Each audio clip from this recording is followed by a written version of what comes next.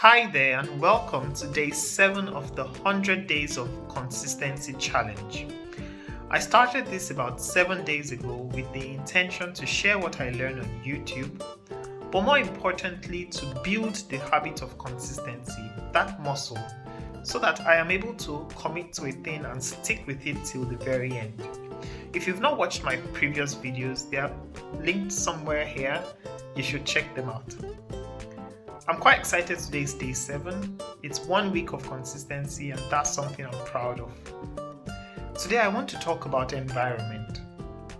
And I think of environment in 3 ways. I think of environment as that factor that influences who you are, it inspires who you can be, and it describes who you have been.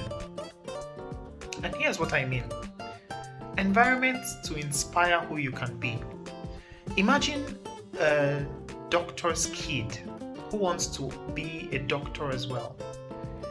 He's already surrounded by medicine or surrounded by medical stuff.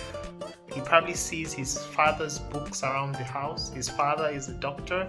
He probably goes to the hospital a lot of times with his father or to visit his father. So he's surrounded by what he wants to become. He's surrounded by medical resources. Now compare that with a musician's kid who wants to be a doctor as well, but his dad is maybe a rock star. He's always surrounded by music and guitars and maybe parties and clubs. You see, it's going to be much easier for the doctor's kid to take a special affinity for medicine and actually excel in the field than for the rock star's kid. And why is that? Because the environment around the medical doctor's kid already supports being a doctor.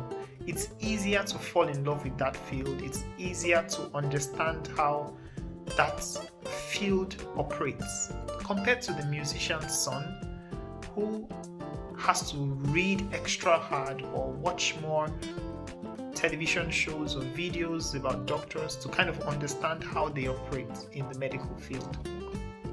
This is what I mean by environment as a factor to inspire who you can be. When you want to change your position in life, one very easy hack is to surround yourself with images and environments that support what you want to become. So seek out the communities of people who are living the kind of life you want to live. Read the kind of books that supports that lifestyle. You create a sort of environment, both visual, mental, physical, an environment that inspires who you want to become. Use a vision board. Look at images of people who have already achieved what you want to achieve. This is quite common advice, but it works. It really works. So build that environment around you, and you will see that the chances of you becoming what you want to become will dramatically increase. The second way I think of environment is that factor that influences who you are. Now, while environment can inspire you to become, it also influences who you are at the present. So take, for example, a person who wants to lose weight. Now, a person who wants to lose weight is probably fat or obese because the current environment he has supports his current lifestyle. I'll take that again. A person who is intending to lose weight because he or she is fat already has an environment that supports his lifestyle.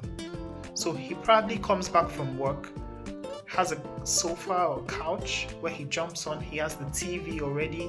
He has the snacks by his side. He has like a house full of things that are very easily accessible, and so he doesn't have to do any sort of strenuous effort. He doesn't have to exercise himself to get all the things that make him comfortable. And so it's easy to become more lethargic, or I'd say more sedentary. I was looking for the word sedentary. It's easier to become more sedentary with such a lifestyle.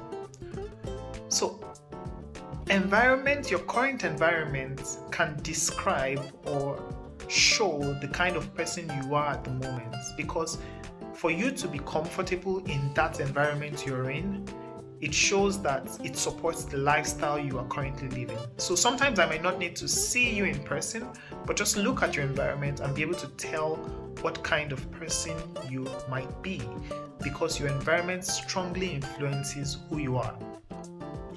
Same thing for not just physical environment in terms of your home space. Talk about a neighborhood. A neighborhood of gangsters and very hip people would most likely have more hip people living in that environment. It's just quite logical. Like, the more gangsters and people in that environment, the more influence they have, the more the children or the people who live in that environment behave in a gangstery or a hippie way, you know? And this is just a testament to how environment influences who you are. The third thing I'd like to talk about is environments to describe who you have been. And this talks about the past. Have you ever met someone and they say, "Oh, I'm from Florida," or "Oh, I come from Nigeria"? And so I'd say, maybe if someone said, "Hey, I'm from Ajegunle," when he tells me where he's from, I can already presume, now that would be an assumption, of course, but I can presume his kind of disposition or the kind of person he might be. Now, of course, I don't take that for a fact, and I have to interact with him to know him better, but I already have an idea of who this person might be based on where he or she comes from. Now, this is different from stereotyping or being biased towards people because of their background. No, what I mean here is that environment can describe like the kind of attitudes or dispositions you have based on where you're coming from. And while it is not very possible to change the environment you have come from, the wisdom in it is that the current environment you have, you can structure it to become a certain way that will now be the past or where you are going to, so that in the future, when you look back on where you're coming from, that environment would have shaped you into becoming who you want to be. So essentially, environment from the past perspective sort of ties into environment in the future perspective, because in the end, where you are now is what is going to launch you into the environment you have now, is what is going to launch you into the environment you want to become.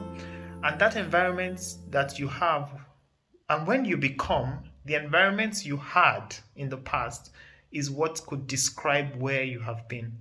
I know I rambled a little bit in this video, but I think I kind of made a point, and I hope you saw it.